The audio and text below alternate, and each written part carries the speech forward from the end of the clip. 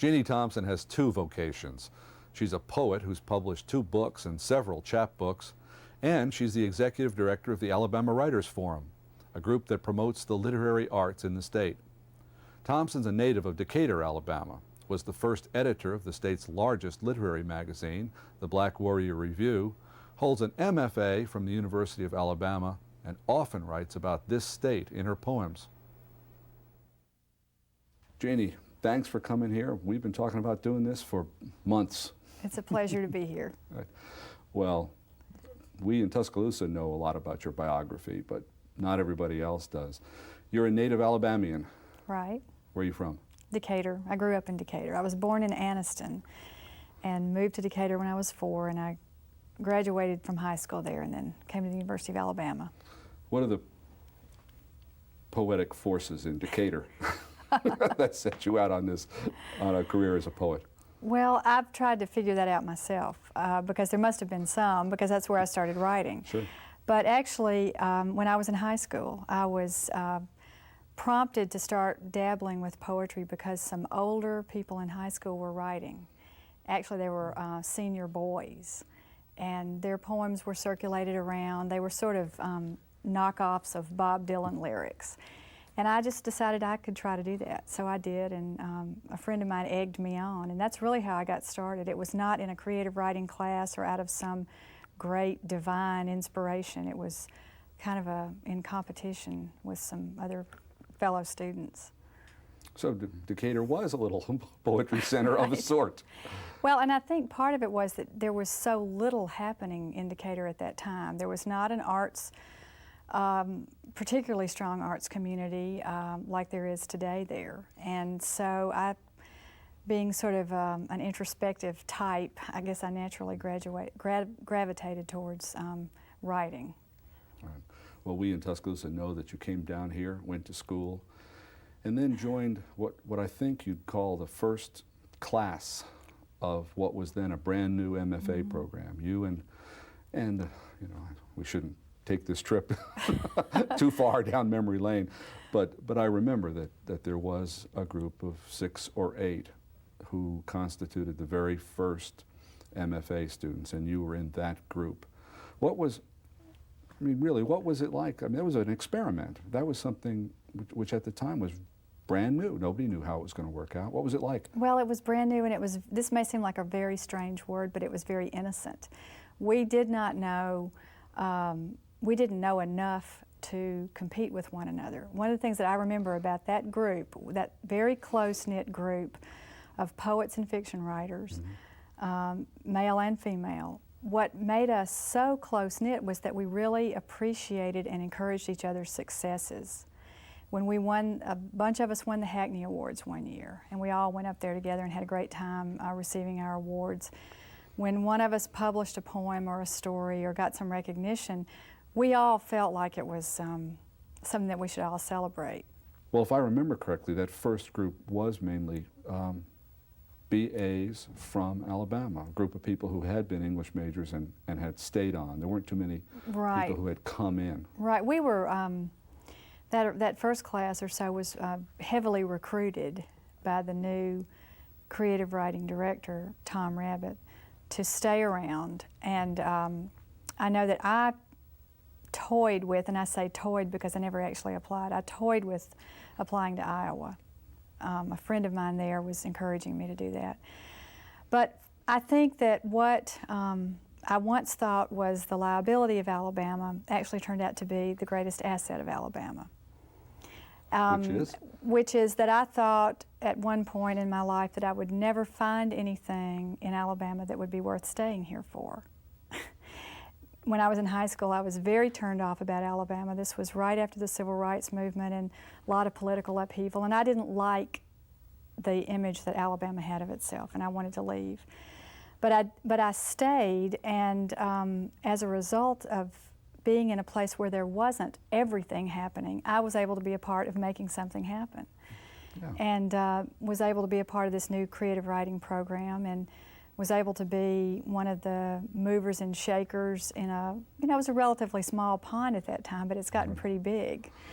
And be part of starting the Black Warrior Review, Right. the Well, literary journal. One of the landmarks, surely, in your biography. And we all have, everybody has Right. a biography. But being the first editor of the Black Warrior Review is something that is important. I mean, no one knew at the time that it was going to thrive as well as it Right. has, and I had past no idea editors. what that was going to be about either. Yeah. In fact, there was, we were sitting around the table trying to figure out who would be the editor. And there were several people in the class who were very strong in their genres of poetry and fiction and that sort of thing. And I piped up and said, well, I think, you know, so-and-so ought to be poetry and so-and-so ought to be fiction, and I'll just be the main editor. You know, I'll just do the administrative part. That was the first time, that was the loss of innocence right there. I had no idea how much was going to fall on my shoulders in terms of making decisions about how the magazine looked. I had no clue about printing, that sort of thing. So I learned a lot. It was definitely on-the-job training, and I did not have a career path in mind. I was a flower child generation, so I didn't think about what my career path was going to be and what my portfolio would look like when I was 40. So that became my career path. It was a sort of a natural do you evolution. keep up with it? Do you keep up with the BWR? Oh, yeah. What do you think? Well, I mean, without making a kind of a Sure. genuinely subjective, judgment of it, what directions do you think it's gone in? How do you feel about what it's like today? I think it's done, I think it's amazing that it has survived for 25 years. Because it's so difficult, as you know, in literary publishing to keep any kind of a magazine alive. But the Black Warrior Review has always been blessed with having fine writers contribute work. I'll never forget when Norman Doobie, the poet, gave us a very long poem to include in the Black Warrior Review.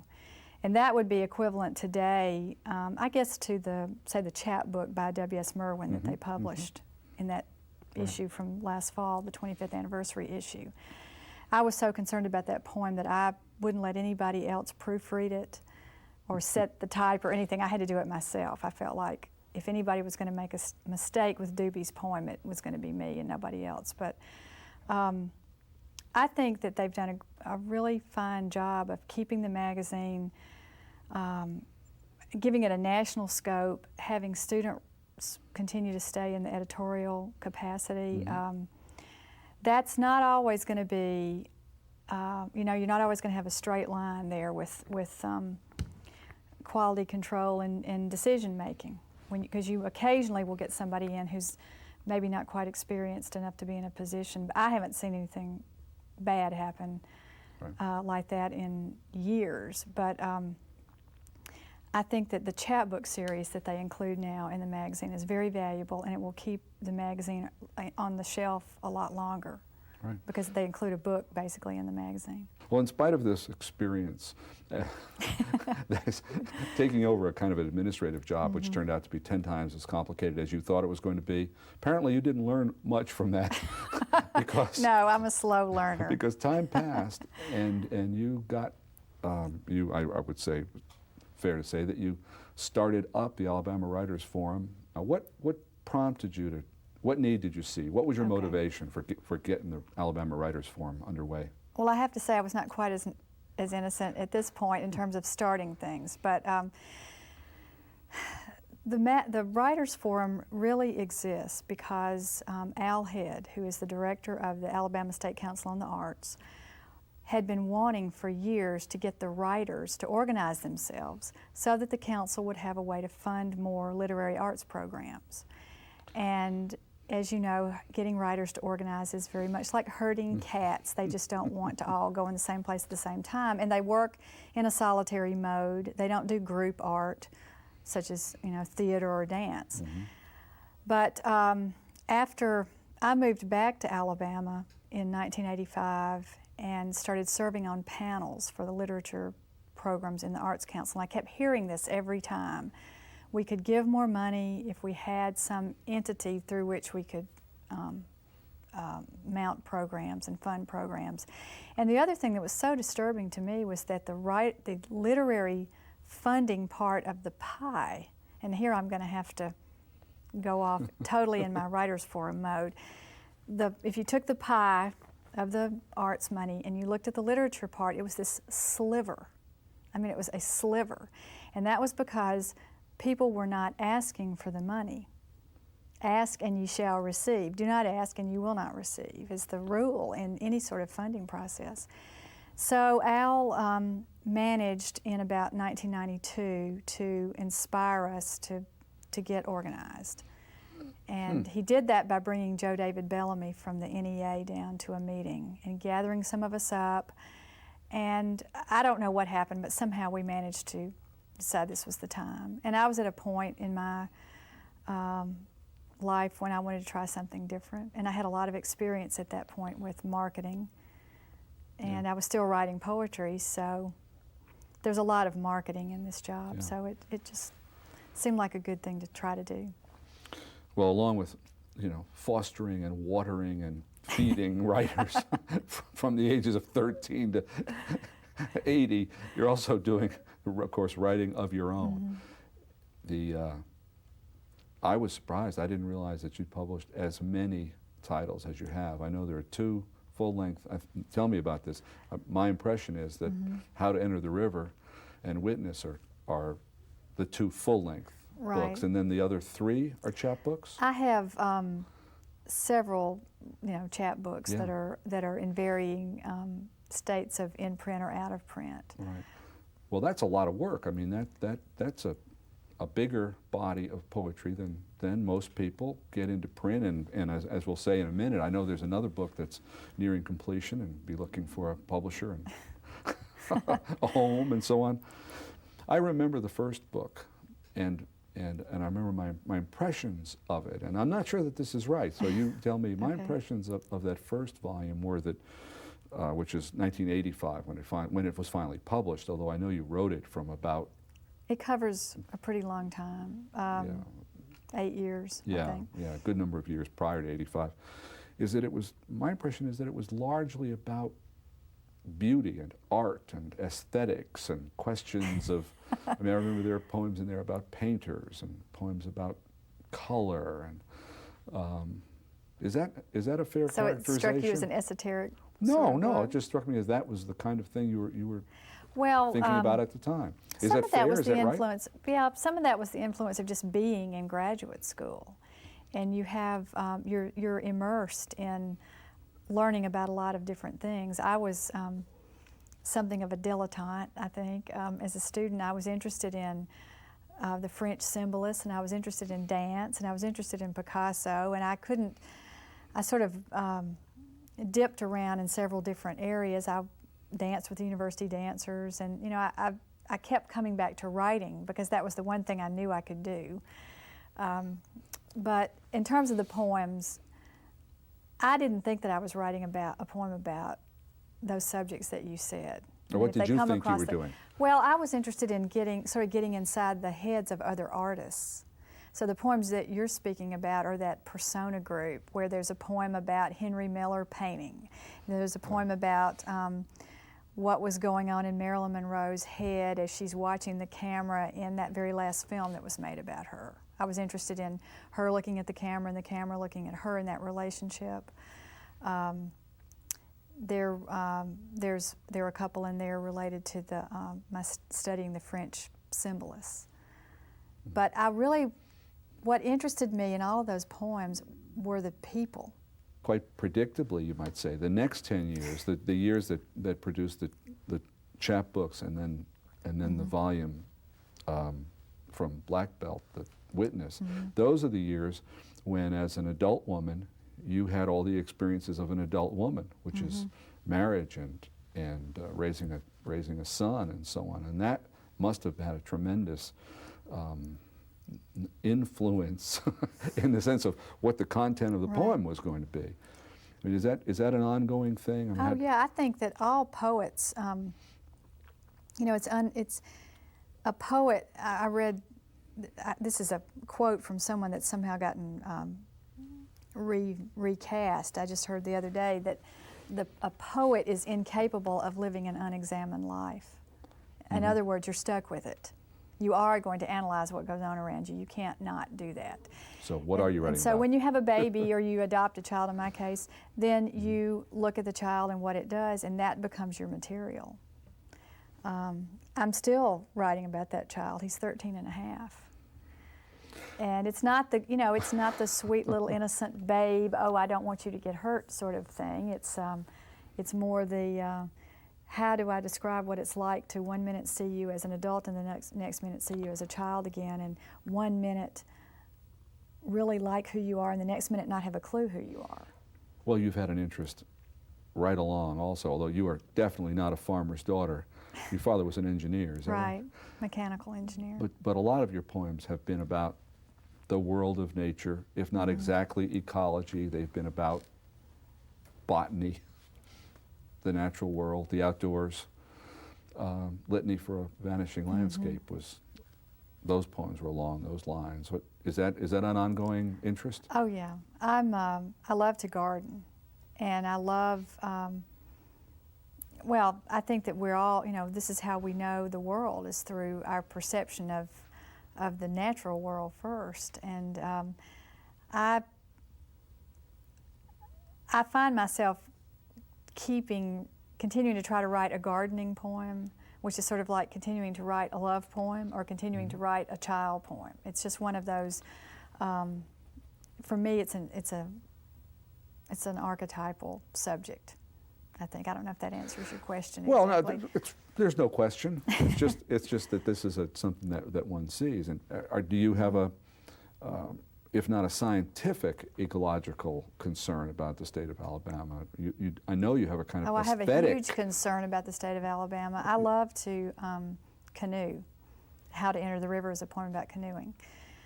It's about watching somebody teach people how to canoe. And of course, there's been a lot in the news. Just last week, I think it was, that the river system in Alabama is one of the 3 most endangered in the country.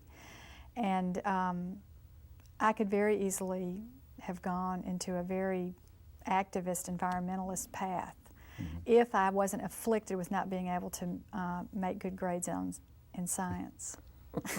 I would probably be a botanist if I could have made an A in plant biology, but for some reason I couldn't score very high on the multiple choice tests. It's interesting, a question that is always asked in interviews with poets, and that almost doesn't need to be asked because you've answered it 3 or 4 times in the last 20 minutes, is where do you get your ideas? But in the course of any conversation, it occurs that this one came from something that was said in church, and this one came from something that was read, and this one came from a song, or this one came from a walk in the woods, or this one came from something that your son does. Well, it comes from the world. And that question of where do you get your ideas for poems is sort of like, where do you get your oxygen?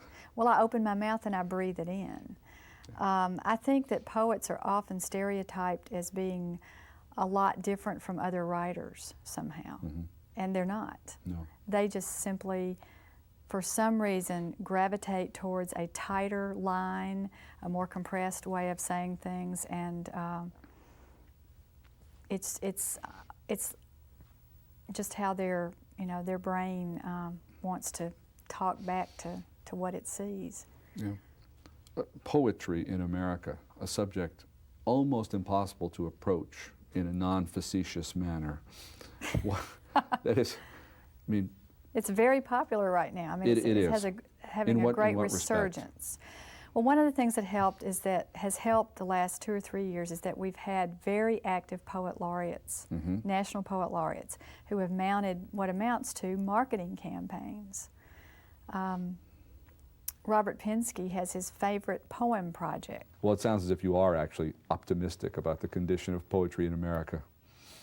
Yeah, I'm very optimistic about it. I still would like to walk into Barnes & Noble and see great piles of poetry books, where we see the latest fad diet. But that's not going to happen, and that doesn't really need to happen. No. As long as people know to walk back a few shelves and find it and that it's there, that'll be fine. But there are many fun things and many good things that are happening with poetry to make people more aware of it.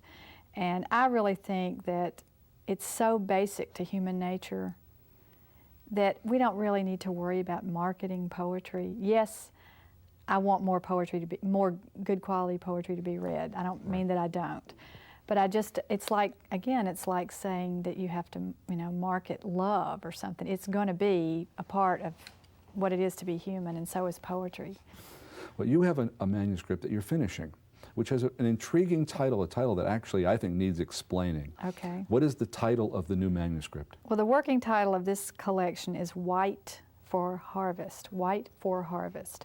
And it comes from the 4th book of John in the New Testament, when Jesus is admonishing the sort of lazy disciples and saying, don't wait to do your work. Go out and look at the fields right now. They are white for harvest. In other words, they're full of grain, and you can see the ripe grain, and they're ready to be picked. Go out there and pick it. You know, don't ask me when is the work going to be done. I'm telling you the work's ready to be done right now. And if you apply that to the work of an artist, I think the way that applies is that we can't wait for inspiration.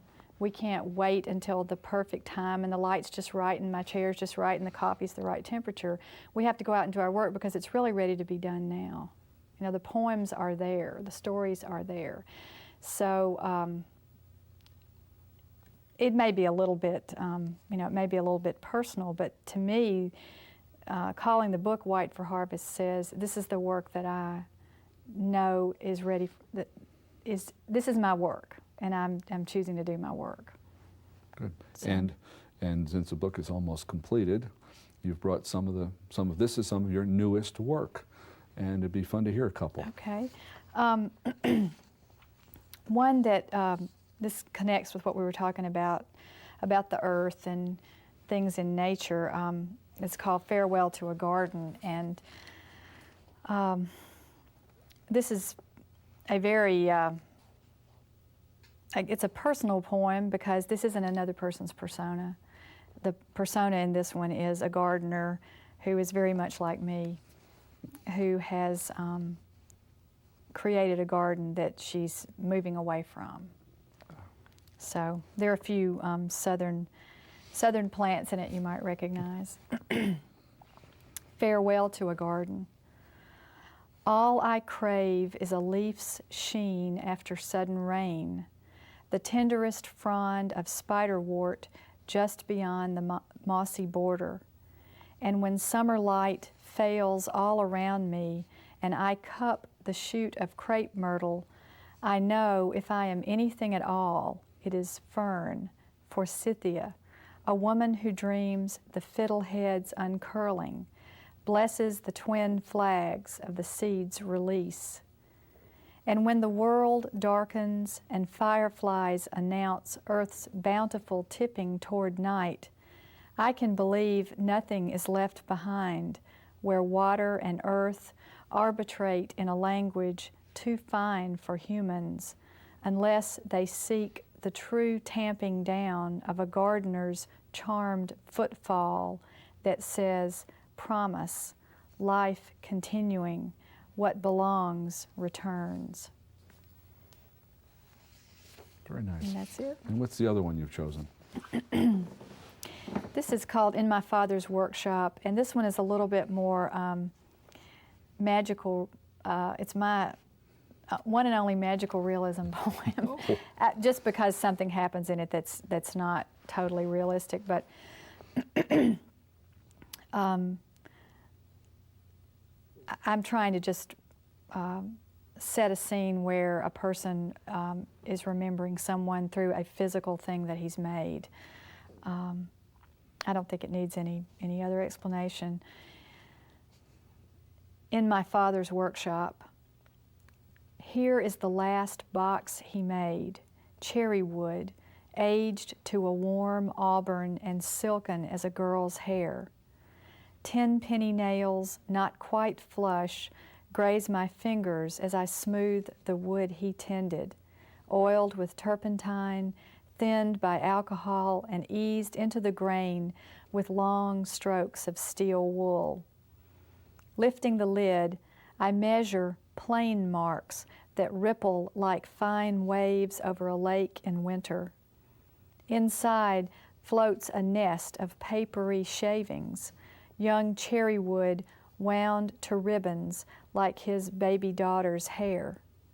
I scoop these up to my face, bending to breathe deep their fresh life. Her delighted laughter rises from the open box like a pair of brown-throated wrens. Thank you very much. You're welcome. For the poem and for the talk. It's been too long, and I'm glad you could come today. It's been real nice to be here. In the next Bookmark, we'll meet one of Alabama's most distinguished writers, Madison Jones, winner of 3 recent major prizes for fiction.